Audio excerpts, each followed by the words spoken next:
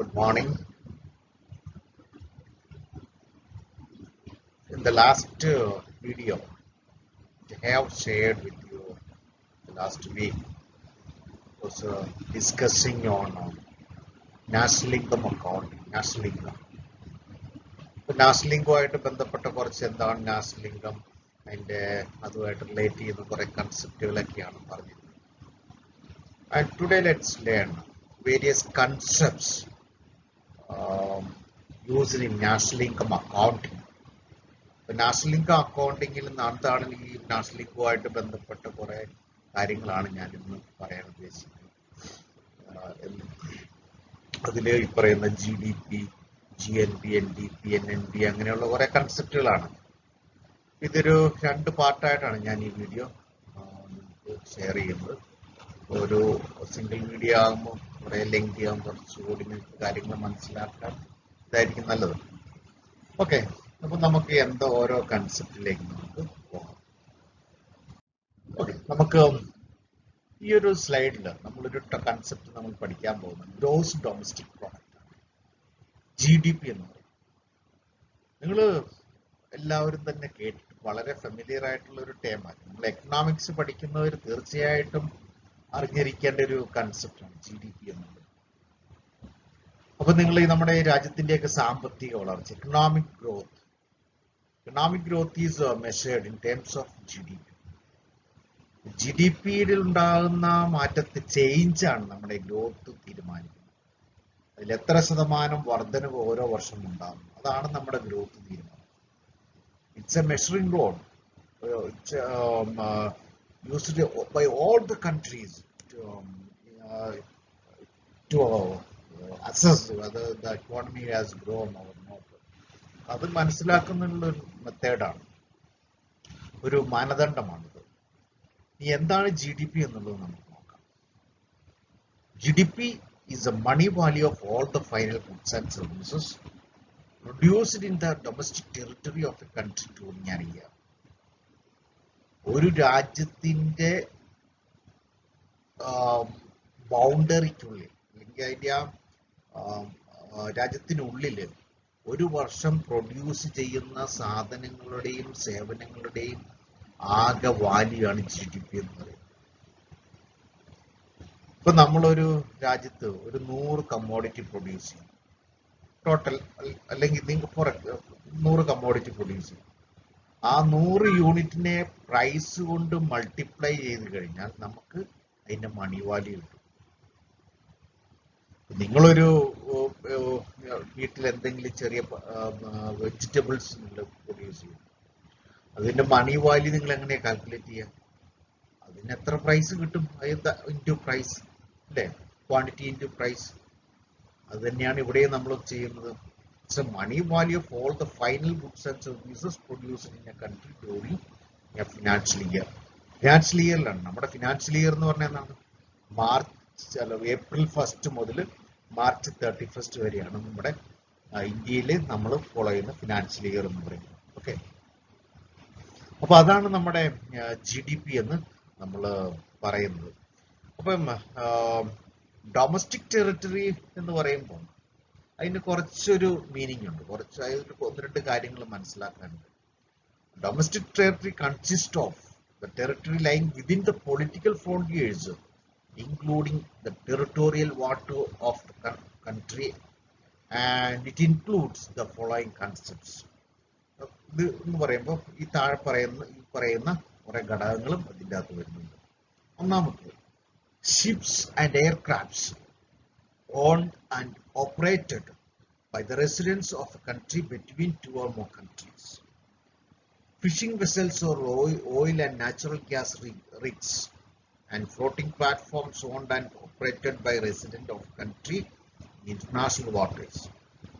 Embassies, consulates, military establishments of a country located abroad.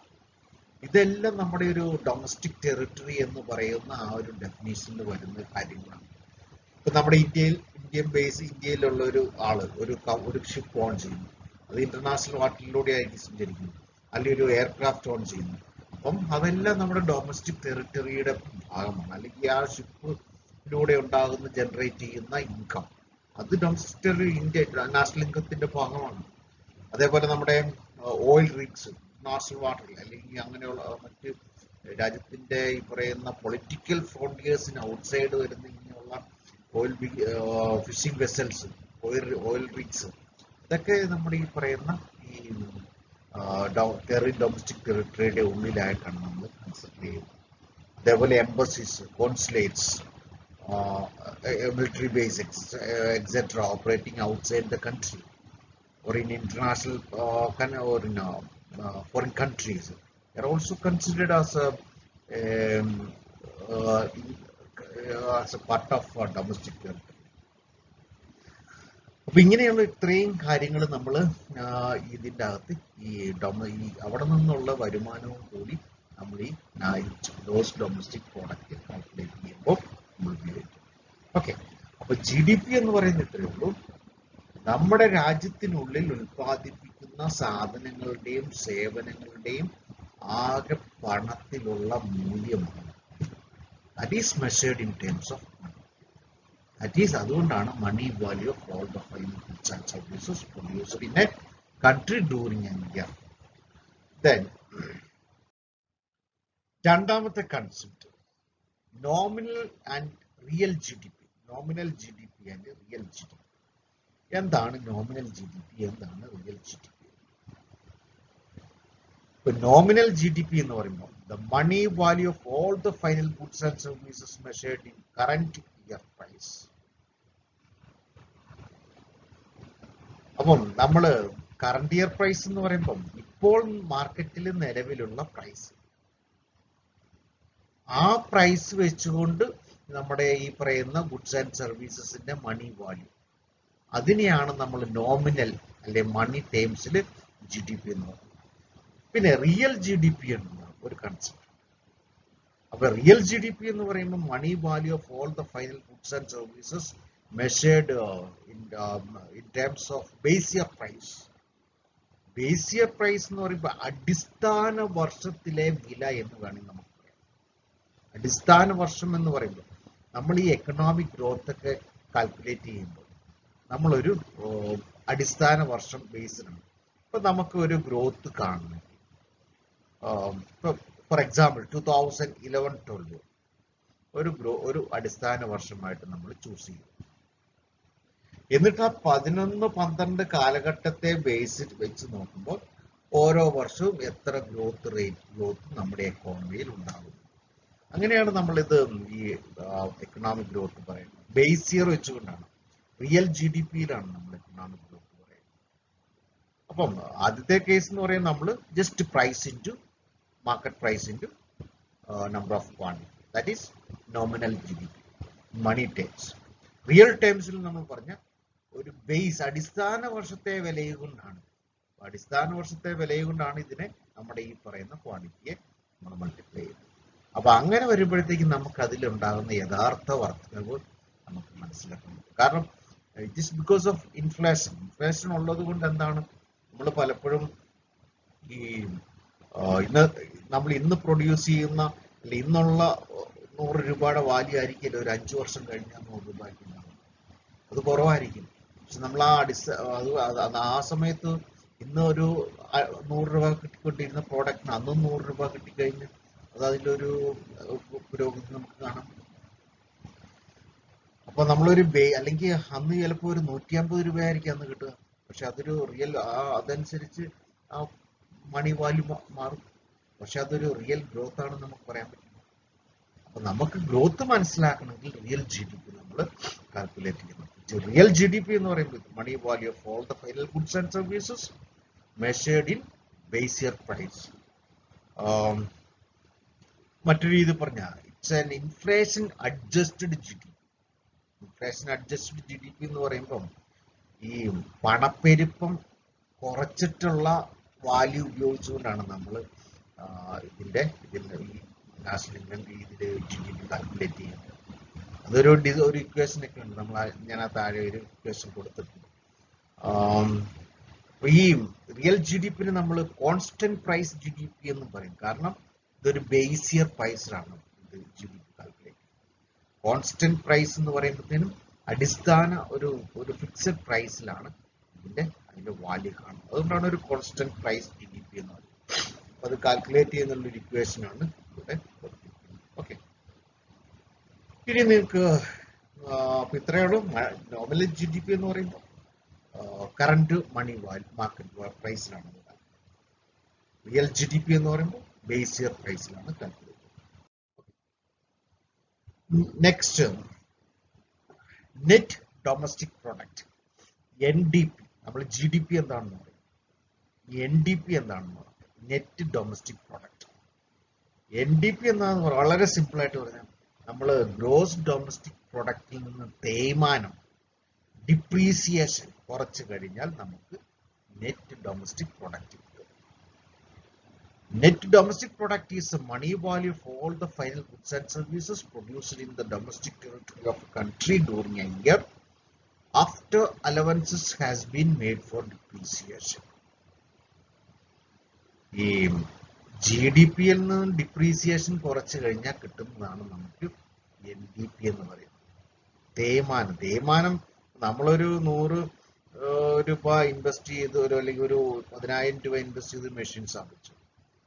ആ machine എല്ലാ വർഷവും ഈ ജീവിതകാലം മുഴുവൻ അത് ഉപയോഗിക്കാൻ പറ്റില്ല. അതിന് തേയ്മാനം ഉണ്ടാവും. ആ തേയ്മാനം നമ്മുടെ ടോട്ടൽ അതനുസരിച്ച് ചിലപ്പോൾ 10 വർഷം 15 വർഷം അത് ഉപയോഗിക്കാൻ പറ്റുള്ളൂ. തേയ്മാനം റീപ്ലേസ് ചെയ്യണം. അപ്പൊ അതിന്റെ ലൈഫ് അത്രയേ ഉള്ളൂ. അപ്പൊ അത് ആ തേയ്മാനം നമ്മൾ ഓരോ വർഷവും നമ്മുടെ GDP നമ്മൾ കുറയ്ക്കും. ഒരു നെറ്റ് കൺസെപ്റ്റ് ആണ്. നെറ്റ് എന്ന് പറയുമ്പോൾ എന്തെങ്കിലും കുറച്ചിട്ടുള്ള ഒരു സംഭവമാണ്. അപ്പം GDP minus depreciation is NDP. Then next, gross national product, GNP, gross national product. Gross national product is it is something much broader than GDP. GDP കഴിഞ്ഞ് കുറേ കൂടെ ബ്രോഡായിട്ടുള്ള കൺസെപ്റ്റ് ആണ് gross national product. Gross national product is the market value of final goods and services produced by domestically owned factories of production during a year, and this include net income earned from abroad also. Net factory income earned from abroad also. Ennu parayam, gross national product is the money value of all the final goods and services produced by domestically owned factories of production during a year. This include net factory income earned from abroad also. അപ്പം നമ്മൾ GDP-യിൽ ഒരു domestic ടെറിട്ടറിയിൽ ഉള്ള production അല്ലെങ്കിൽ goods and സർവീസസിന്റെ value ആണ്. പക്ഷെ നമ്മൾ GNP വന്നപ്പോഴത്തേനും അതില് നമ്മുടെ രാജ്യത്തുള്ള ഫാക്ടേഴ്സ് ഉപയോഗിച്ചുകൊണ്ട് പ്രൊഡ്യൂസ് ചെയ്യുന്ന എല്ലാ സാധനങ്ങളുടെയും സേവനങ്ങളുടെയും ടോട്ടൽ വാല്യൂ ആണ്. അത് തമ്മിലുള്ള വ്യത്യാസം നിങ്ങൾ മനസ്സിലാക്കണം. ഫോർ എക്സാമ്പിൾ, ഇപ്പൊ നമ്മുടെ രാജ്യത്ത് ഒരു ഫോറിൻ കമ്പനി വന്ന് ഒരു യൂണിറ്റ് തുടങ്ങി. അപ്പൊ ആ ഫോറിൻ കമ്പനി വന്ന് നമ്മുടെ ഇവിടെ പ്രൊഡക്ഷൻ നടത്തുമ്പോൾ ഓഫ് കോഴ്സ് നമ്മുടെ ഇവിടെ നിന്നുള്ള ഒരുപാട് ആൾക്കാരെ എംപ്ലോയ് ചെയ്യുന്നുണ്ട്. അപ്പൊ അങ്ങനെയുള്ള നമ്മുടെ ഇവിടെ പ്രൊഡക്ഷൻ അത് എത്ര പ്രൊഡ്യൂസ് ചെയ്യുന്നോ അതാണ് നമ്മൾ അതിന്റെ മണി വാല്യൂ ആണ് നമ്മൾ GDP-യിൽ കാൽക്കുലേറ്റ്. പക്ഷെ ഈ ഫോറിൻ കമ്പനി വന്ന് പ്രൊഡക്ഷൻ അതിന്റെ ലാഭം മുഴുവൻ എങ്ങോട്ടാണ് പോകുന്നത്? വിദേശ രാജ്യത്തേക്ക്. ഏത് രാജ്യത്തെയാണ്? ഇപ്പൊ നമ്മള് വിദേശത്ത് പോയി ജോലി ചെയ്യുന്നു. ഒരുപാട് ആൾക്കാർ വിദേശ രാജ്യങ്ങളിൽ പോയി ജോലി ചെയ്യുന്നു. ആ ജോലി ചെയ്തുള്ള വരുമാനം എങ്ങോട്ടാണ് വരുന്നത്? നമ്മുടെ രാജ്യത്തേക്കാണ് വരുന്നത്. അത് നമ്മുടെ വരുമാനമാണ്. അതേപോലെ ഒരുപാട് വിദേശ രാജ്യത്തുള്ള ഒരുപാട് ആൾക്കാർ നമ്മുടെ ഇവിടെ ജോലി ചെയ്യുന്നുണ്ട്. അവർ ഏൺ ചെയ്യുന്ന വരുമാനം എങ്ങോട്ടാണ് പോകുന്നത്? അത് അവരുടെ സ്വന്തം രാജ്യത്തേക്കാണ് പോകുന്നത്. അതേപോലെ ഒരുപാട് ഫാക്ടേഴ്സ് ഇങ്ങനെ ഇതേപോലെ ആ ഫോറിനിലും നമ്മുടെ ഇവിടെ ആയിട്ടൊക്കെ വർക്ക് ചെയ്യുന്നു. അപ്പൊ അവർ ഇങ്ങനെയുള്ള ഫാക്ടേഴ്സ് എല്ലാം ഏൺ ചെയ്യുന്ന വരുമാനം പോകുന്നത് അവരുടെ മദർ കൺട്രിയിലേക്ക്. അപ്പം net factor income earned from abroad എന്ന് പറയുമ്പം നമ്മുടെ ഇവിടെ വർക്ക് ചെയ്യുന്ന ഫോറിനേഴ്സ് വിദേശ രാജ്യങ്ങളിലേക്ക് പോകുന്നു. കൊണ്ടുപോകുന്ന വരുമാനവും നമ്മുടെ ഇവിടെയുള്ള ആൾക്കാർ ഫോറിൻ രാജ്യത്ത് വർക്ക് ചെയ്യുമ്പോൾ അവിടെ നിന്ന് നമ്മുടെ ഇങ്ങോട്ട് വരുന്ന വരുമാനം നമ്മളുടെ ഡിഫറൻസ് ആണ്. ഒരു ഉദാഹരണം പറഞ്ഞു, ഇപ്പം നമ്മള് നെറ്റ് നമ്മുടെ ഇപ്പോൾ ഒരു കുറെ ഫോറിനേഴ്സ് നമ്മുടെ ഇന്ത്യയിൽ വർക്ക് ചെയ്യും. അവരൊരു 100 കോടി അവർക്ക് സാലറി ആയിട്ട് കിട്ടുന്നു. അത് അവരുടെ രാജ്യത്തേക്ക് പോകുന്നു.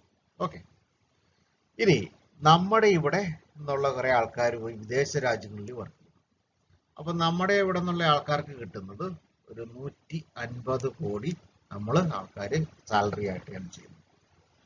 അപ്പൊ അവ തമ്മിലുള്ള ഡിഫറൻസ് ഉണ്ട്. ഡിഫറൻസ് എന്ന് പറയുന്നത് 50 ആണ്. ആ 50 ആണ് നമ്മുടെ ഈ കേസിൽ net factor income earned from abroad. ഇത് ചിലപ്പോൾ നെഗറ്റീവ് ആവാം. ഇപ്പൊ നമ്മുടെ ഇവിടെ നിന്നുള്ള ആൾക്കാര് 75 കോടിയെ ഏൺ ചെയ്യുന്നുള്ളൂ, വിദേശത്തേക്ക് 100 കോടിയും പോകുന്നു. അപ്പൊ അത് -25 ആവും. അപ്പൊ അങ്ങനെ വരുമ്പോഴത്തേക്കും നമുക്ക് അത്രയും നമ്മുടെ ഈ പറയുന്ന GDP-യിൽ നിന്ന് കുറയ്ക്കണം. Okay, net factoring earned from abroad that can be positive or negative. അപ്പം നമ്മുടെ രാജ്യത്തെ ഉള്ള ഫാക്ടേഴ്സ് ഓഫ് പ്രൊഡക്ഷൻ പ്രൊഡ്യൂസ് ചെയ്യുന്ന അല്ലെങ്കിൽ അവർ ഏൺ ചെയ്യുന്ന അല്ലെങ്കിൽ അവർക്ക് കിട്ടുന്ന പേയ്മെന്റ്സ് ആണ്, ടോട്ടൽ പേയ്മെന്റ്സ് ആണ് നമ്മൾ ഗ്രോസ് നാഷണൽ പ്രൊഡക്റ്റ് എന്ന് പറയുന്നത്. That include net factor income earned from abroad also. Okay, അപ്പം it is money value of final goods and services produced domestically on the factors of production during a year. ഇപ്പൊ നമ്മുടെ രാജ്യത്തുള്ള factors of production on ചെയ്യുന്ന അങ്ങനെ ആ factors ഉപയോഗിച്ചുകൊണ്ട് produce ചെയ്യുന്ന total പ്രോഡക്റ്റിന്റെ value that include net income earned from abroad also. Okay, and GNB is commonly calculated by taking into sum of the personal consumption expenditure, private domestic investment, government expenditure, net exports, and any income earned by residents from overseas investment, minus income earned within the domestic economy by foreign residents. Income private personal consumption expenditure, അതുപോലെ private domestic investment, government expenditure, net export, നമ്മുടെ ആൾക്കാർ വിദേശത്ത് പോയി ജോലി ചെയ്ത് കിട്ടുന്ന വരുമാനം, അതേപോലെ വിദേശികൾ നമ്മുടെ ഇവിടെ നിന്ന് ജോലി ചെയ്യുന്ന അവർ കൊണ്ടുപോകുന്ന വരുമാനം, അതിൽ നിന്ന് മൈനസ് ചെയ്ത് കഴിയുമ്പോൾ നമ്മുടെ GNP കിട്ടും, gross national product. So it is something which is much more broader than the concept called GDP. GDP കുറച്ചുകൂടി ബ്രോഡ് ആയിട്ടുള്ള ഒരു കൺസെപ്റ്റ് ആണ് ഈ GNP എന്ന് പറയുന്നത്. ഓക്കെ, നെക്സ്റ്റ് നമുക്ക് let's see the net factor income earned from abroad. എന്താണ് net factoring earned from abroad എന്ന് പറയുന്നത്? നമ്മൾ നേരത്തെ കുറച്ച് മുമ്പ് പറഞ്ഞ കാര്യം തന്നെ. നമ്മുടെ ഇവിടെ വിദേശ രാജ്യത്ത് നിന്ന് നമ്മുടെ ഇന്ത്യയിൽ വർക്ക് ചെയ്ത് അതിൽ ഇൻകം ഏൺ ചെയ്ത് അത് അവരുടെ സ്വന്തം രാജ്യത്തേക്ക് കൊണ്ടുപോകുന്നതും, നമ്മുടെ ഇവിടെ നിന്നും ആൾക്കാർ വിദേശ രാജ്യത്ത് പോയി വർക്ക് ചെയ്ത് വരുമാനം നമ്മുടെ രാജ്യത്തേക്ക് കൊണ്ടുവരുന്ന വരുമാനം, ഇവ തമ്മിലുള്ള ഡിഫറൻസ് ആണ് നെറ്റ് ഫാക്ടറിംഗും എൻഡ് ഫ്രം എബ്രോഡ് എന്ന് പറയുന്നത്. ഫോർ എക്സാമ്പിൾ, നമ്മുടെ രാജ്യത്തു നിന്നും കുറെ ആൾക്കാർ വിദേശ രാജ്യങ്ങളിൽ പോയി വർക്ക് ചെയ്ത് അവരൊരു 1000 കോടി ഇങ്ങോട്ട് ഇന്ത്യയിലേക്ക് കൊണ്ടുവരും. ഇവിടെ നിന്നും കുറെ വിദേശികളൊക്കെ നമ്മുടെ രാജ്യത്ത് ഒരുപാട് പേര് വർക്ക് ചെയ്യുന്നുണ്ട്, പല മേഖലകളിൽ വർക്ക് ചെയ്യുന്നവരുണ്ട്. അവരെല്ലാം കൂടെ വർക്ക് ചെയ്ത് ഒരു 700 കോടി അവരുടെ സ്വന്തം രാജ്യങ്ങളിലേക്ക് കൊണ്ടുപോകും. ഡിഫറൻസ് എന്ന് പറഞ്ഞാൽ എത്രയാണ്? 300 കോടി. അതാണ് നമ്മുടെ net factor income earned from abroad എന്ന് പറയുന്നത്. നമ്മൾ അങ്ങോട്ട് നമ്മുടെ വരുമാനം അങ്ങോട്ട് കൊണ്ടുപോകുന്നത് ഇങ്ങോട്ട് കൊണ്ടുവരുന്നതും തമ്മിലുള്ള ഡിഫറൻസ്. അപ്പൊ ആ ഒരു നെറ്റ് എന്ന് പറയുന്ന കൺസെപ്റ്റ് എവിടെ ഉപയോഗിച്ചാൽ it's difference between something and two variables, അല്ലെങ്കിൽ ടു കൺസെപ്റ്റ്സ്, അല്ലെങ്കിൽ രണ്ട് വാല്യൂസ് തമ്മിലുള്ള ഡിഫറൻസ് ആണ് നെറ്റ് കൺസെപ്റ്റ് എന്ന് പറയുന്നത്. ഓക്കെ, അപ്പൊ ഇതാണ് നമ്മുടെ net factoring income earned from abroad. That is equal to factoring earned from abroad and factoring paid to abroad. Then next concept is GNB and GDP. GNP and GDP. ഈ GNPയും GDPയും തമ്മിൽ വളരെ related ആയിട്ടുള്ള concept ആണ്. ഒരു single difference മാത്രമേ ഉള്ളൂ. GNP എന്ന് പറയുമ്പോൾ GDP plus net factor income earned from abroad. അപ്പൊ GDPയുടെ കൂടെ ഈ net factor income earned from എബ്രോഡും കൂടെ കൂട്ടിക്കഴിഞ്ഞാൽ നമുക്ക് GNP. അപ്പം GDP കിട്ടണമെങ്കിൽ എന്തായിരിക്കും? GNPയിൽ നിന്നും net factor income earned from abroad കുറച്ചു കഴിഞ്ഞാൽ GDP കിട്ടും. ഒന്നാമത്തെ പറയാം, GDPയുടെ കൂടെ net factor income earned from abroad കൂട്ടിക്കഴിഞ്ഞാൽ നമുക്ക് GNP കിട്ടും. GNPയിൽ നിന്ന് net factor income earned from abroad കുറച്ചു കഴിഞ്ഞാൽ നമുക്ക് GDP കിട്ടും. ഇതാണ് അവ തമ്മിലുള്ള ഒരു റിലേഷൻഷിപ്പ്. ആ ഒരു റിലേഷൻഷിപ്പ് നമ്മൾ പറഞ്ഞു കഴിഞ്ഞു. ഓക്കെ, ദെൻ നമ്മൾ NDP പറഞ്ഞിരുന്നു. NDP എന്താണെന്ന് ഓർക്കുന്നു? Net domestic product. GDP minus depreciation. ഇവിടെ നമുക്ക് NNP ഉണ്ട്, നെറ്റ് നാഷണൽ പ്രൊഡക്റ്റ്. നമ്മൾ GNP കണ്ടു കഴിഞ്ഞു, ഗ്രോസ് നാഷണൽ പ്രൊഡക്റ്റ് കണ്ടു കഴിഞ്ഞു. അപ്പൊ ഗ്രോസ് നാഷണൽ പ്രൊഡക്റ്റിൽ നിന്ന് എന്ത് കുറച്ചാലാണ് നമുക്ക് NNP കിട്ടുക, അല്ലെങ്കിൽ നെറ്റ് നാഷണൽ പ്രൊഡക്റ്റ് കിട്ടുക? By deducting depreciation from GNP we get net national product. അപ്പം നെറ്റ് നാഷണൽ പ്രൊഡക്റ്റ് അല്ലെങ്കിൽ നെറ്റ് ഡൊമസ്റ്റിക് പ്രൊഡക്റ്റ് എല്ലാം കിട്ടുന്നതിന് എന്താണ് നമ്മൾ കുറയ്ക്കുന്നത്? ഡിപ്രീസിയേഷൻ അതിൽ നിന്നും നമ്മൾ കുറയ്ക്കും. അപ്പോൾ നമുക്ക് ഈ പറയുന്ന NDPയും NNP എല്ലാം നമുക്ക് കിട്ടുന്നത്. ഓക്കെ, അപ്പം NNP is equal to GNP minus depreciation. ഓക്കെ, ഇനി നമുക്ക് nominal GNP and real GNP. നമ്മൾ നേരത്തെ nominal GDP and real GDP നമ്മൾ പറഞ്ഞു. നോമിനൽ GNP എന്ന് പറയുമ്പോൾ എന്തായിരിക്കും? GNP measured in terms of current market price. Real GNP എന്ന് പറയുമ്പോൾ എന്താണ്? Measured in terms of base year price or constant price. അപ്പോൾ ഒരു ബേസ് ഇയർ പ്രൈസിൽ നമ്മൾ GNP മെഷർ ചെയ്താൽ അതിനെ റിയൽ GNP ആണ്. ഒരു കറന്റ് പ്രൈസിൽ നമ്മൾ മെഷർ ചെയ്താൽ അത് നോമിനൽ GNP ആണ്.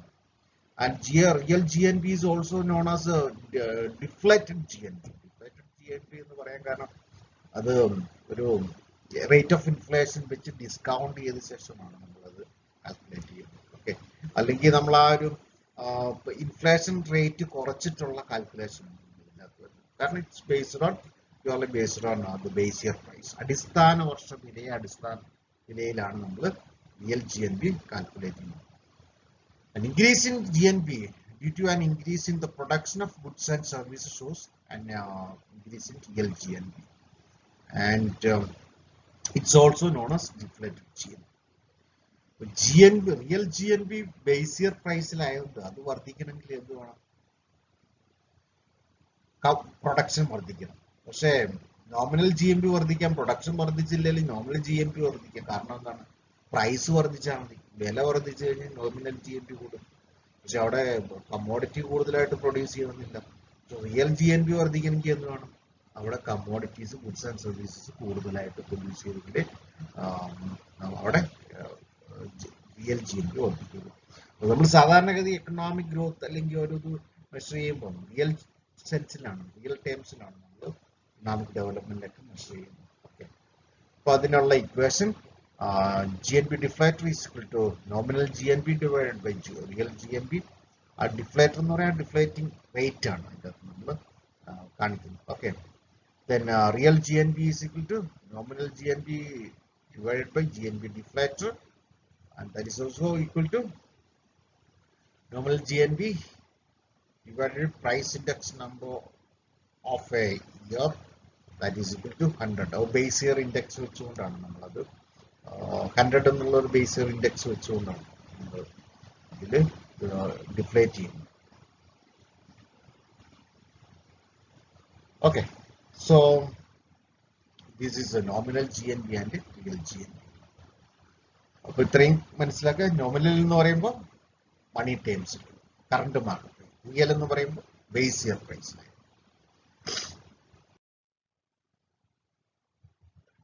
ദെൻ ഇനിയും മറ്റൊരു കൺസെപ്റ്റ് എന്ന് പറയും actual GNP and potential GNP.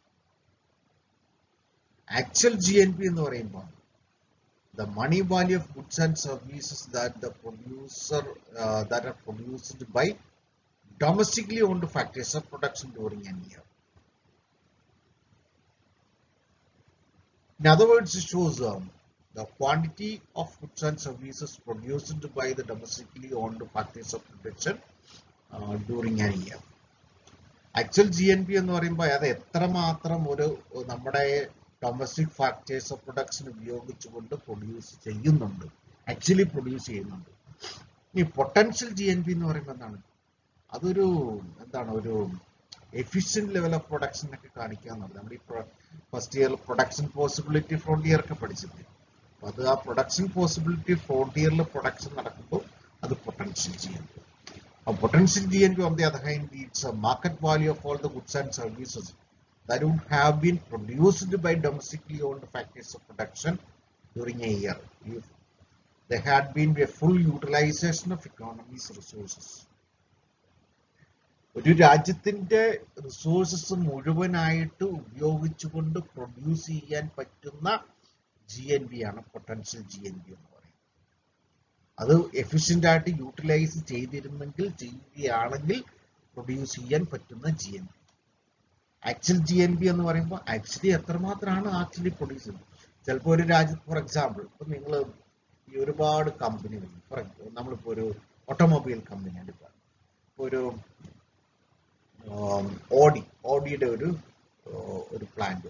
ഒരു പ്ലാന്റിൽ നമ്മൾ അവർക്ക് പല പ്ലാന്റുകളും മാക്സിമം കപ്പാസിറ്റി എന്ന് പറയുമ്പോൾ ചിലപ്പോൾ ഒരു 10,000 യൂണിറ്റ്സ് ആയിരിക്കും. നമ്മൾ അസ്യൂം ചെയ്യും ഒരു പ്ലാന്റിന്റെ മാക്സിമം കപ്പാസിറ്റി എന്ന് പറയുന്നത് 10,000 യൂണിറ്റ്സ്. പക്ഷെ അവർ പ്രൊഡ്യൂസ് ചെയ്യുന്നത് ഒരു 8,000 അല്ലെ 7,000 യൂണിറ്റ്സ് അവർ പ്രൊഡ്യൂസ് ചെയ്യുന്നു. അപ്പോൾ അവിടെ ആക്ച്വൽ GNP എന്ന് പറയുമ്പോൾ 7,000, ആക്ച്വൽ പ്രൊഡക്ഷൻ എന്ന് പറയുമ്പോൾ 7,000, പൊട്ടൻഷ്യൽ പ്രൊഡക്ഷൻ എന്ന് പറയുമ്പോൾ 10,000 അവരെ കൊണ്ട് പ്രൊഡ്യൂസ് ചെയ്യാൻ പറ്റും. പക്ഷെ അവർ പ്രൊഡ്യൂസ് ചെയ്യുന്നത് 7,000. അതാണ് ഇവിടെ ഡിഫറൻസ്. ആക്ച്വൽ GNP എന്ന് പറയുമ്പോൾ actually what the factories of production, all the factories of production are producing. Potential എന്ന് പറയാം what they could produce by utilizing all the resources. അല്ലെങ്കിൽ ഈ പറയുന്ന എല്ലാ ഫാക്ടേഴ്സും കൂടി എത്രമാത്രം അവർക്ക് പ്രൊഡ്യൂസ് ചെയ്യാൻ പറ്റും എന്നുള്ളതാണ് പൊട്ടൻഷ്യൽ. നമ്മുടെ കപ്പാസിറ്റിയാണ്. പക്ഷെ നമ്മൾ എത്രയാണ് നമ്മൾ നിങ്ങളെല്ലാവരും എല്ലാവരും നന്നായിട്ട് പഠിക്കാൻ കഴിവുള്ളവർ, പക്ഷെ പലരും പല രീതിയിലാണ് മാർക്ക് സ്കോർ ചെയ്യുന്നത്. നിങ്ങളുടെ കപ്പാസിറ്റി നിങ്ങൾ മാക്സിമം യൂട്ടിലൈസ് ചെയ്യുന്നില്ല. അപ്പൊ അങ്ങനെ വരുമ്പോൾ ഓരോരുത്തരും ആ മാർക്ക് ഡിഫറൻസ് വരും. അപ്പം പൊട്ടൻഷ്യലും ഉണ്ട്, ആക്ച്വലും ഉണ്ട്. ആക്ച്വൽ മാർക്ക് ചിലപ്പോൾ പൊട്ടൻഷ്യലിനെ കഴിഞ്ഞ് താഴെയായിരിക്കും. Okay, that is a difference. And it's a level of GNP which an economy can produce using all its available resources and technology. And usually actual GNP will be less than the potential GNP. അപ്പൊ അങ്ങനെ വരുമ്പോഴത്തേനും എന്താണ്, there will be some sort of unemployment. അവിടെ കുറച്ച് ഈ പറയുന്ന full utilisation വരുന്നുണ്ട്, അവിടെ ഒരു അണ്ടർ യൂട്ടിലൈസേഷൻ വരും, അൺഎംപ്ലോയ്മെന്റ് ഓഫ് റിസോഴ്സസ് വരാം. അപ്പൊ അത് ഈ പൊട്ടൻഷ്യൽ GNP ഒക്കെ കഴിഞ്ഞാൽ ആക്ച്വൽ GNP കുറയുമ്പോൾ സംഭവിക്കുന്നതാണ്. And if actual GNP is equal to potential GNP, then the economy will be at a full employment level. And the production will be on production possibility from their production possibility curve. നമ്മൾ ഈ actual GNPയും potential GNP same ആണെങ്കിൽ production എന്ന് പറയുന്നത് എന്തായിരിക്കും, അവിടെ full utilisation, എല്ലാ റിസോഴ്സും ഫുള്ളായിട്ട് utilise ചെയ്തു. അപ്പൊ അവിടെ നമ്മള് പ്രൊഡക്ഷൻ എപ്പോഴും എവിടെയായിരിക്കും, നമ്മുടെ പ്രൊഡക്ഷൻ പോസിബിലിറ്റി ഫ്രോണ്ടിയറിലായിരിക്കും പ്രൊഡക്ഷൻ നടക്കുക. അപ്പൊ നിങ്ങൾ പ്രൊഡക്ഷൻ പോസിബിലിറ്റി ഫ്രോണ്ടിയർ എന്താണെന്നൊക്കെ ഉള്ളത് നിങ്ങൾ പഠിച്ചിട്ടുള്ളതാണ്. ഓക്കെ, അപ്പൊ ഇതാണ് ഇതിന്റെ അകത്തെ ഡിഫറൻസ് എന്ന് പറയുന്നത്. ആക്ച്വൽ GNP എന്ന് പറഞ്ഞാൽ actually what the produce, potential എന്ന് പറഞ്ഞാൽ വാട്ട് ദേ കുഡ് പ്രൊഡ്യൂസ്. അതാണ് അതിനുള്ള difference. Then another concept is GNP gap. The difference between Potential GNP and actual GNP is a GNP gap. Higher the difference between actual GNP and potential GNP, more will be the unemployed resources in an economy. But actual GNP potential G N പിയും തമ്മിലുള്ള ഡിഫറൻസിനെയാണ് നമ്മൾ എന്തെന്ന് പറയുന്നത് G N P gap. That is potential G N P minus actual G N P. Higher the difference means more will be the unemployment. അപ്പം ഈ actual G N P potential G N P ഒക്കെ തമ്മിലുള്ള difference കൂടുക എന്ന് പറയുമ്പോൾ എന്തായിരിക്കും? ഒരിക്കലും actual G N പിക്ക് potential G N പിക്ക് ഇനി എക്സീഡ് ചെയ്യാൻ പറ്റില്ല. ഈക്വൽ ആകെ എക്സീഡ് ചെയ്യില്ല. So, in practical sense, normally what happens is actual GNP will be less than potential GNP, and higher the difference, higher will be the unemployed. Then we are also having a GDP gap. In the same way, we can define GDP gap. It's a difference between actual GDP and potential GDP, or potential GDP and actual GDP. Potential GDP കഴിഞ്ഞും actual GDP കൂടില്ല, equal are, but normally other coronary. That means there exists some sort of unemployment. Okay. So these are some of the concepts which I would like to share today or discuss with you today. And in the next video, we will have a discussion of some more concepts. We will try to understand some concepts related to national income. ഇത്രയും കാര്യങ്ങളാണ് നമ്മൾ national income ഇന്ന് ഞാൻ ഈ ഒരു വീഡിയോയിൽ ഉൾക്കൊള്ളിച്ചിരിക്കുന്നത്. National income ഫൗണ്ടിങ്ങിലായിട്ട് ഈ കൺസെപ്റ്റ്സിൽ അതിൽ നമ്മൾ ജി ഡി പി കഴിഞ്ഞു. ജി ഡി പി എന്താണ്? ഒരു രാജ്യത്തിന്റെ ഡൊമസ്റ്റിക് ടെറിട്ടറിയിൽ പ്രൊഡ്യൂസ് ചെയ്യുന്ന സാധനങ്ങളുടെയും സേവനങ്ങളുടെയും മണികളുടെ. ജി എൻ പി എന്ന് പറയുമ്പോൾ എന്താണ്? G D P plus net factor income end of employed. Then N D P ഉണ്ട്. എൻ ഡി പി എന്ന് പറയുമ്പോൾ G D P minus depreciation. N N P ഉണ്ട്.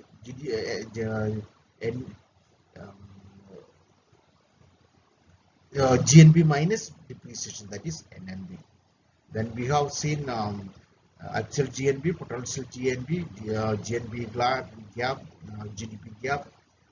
Then we have a real GNP, nominal GNP, real GDP, and nominal GDP.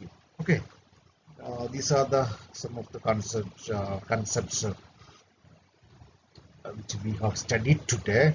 And if any clarifications, we will have a discussion in the next week. Okay, thank you.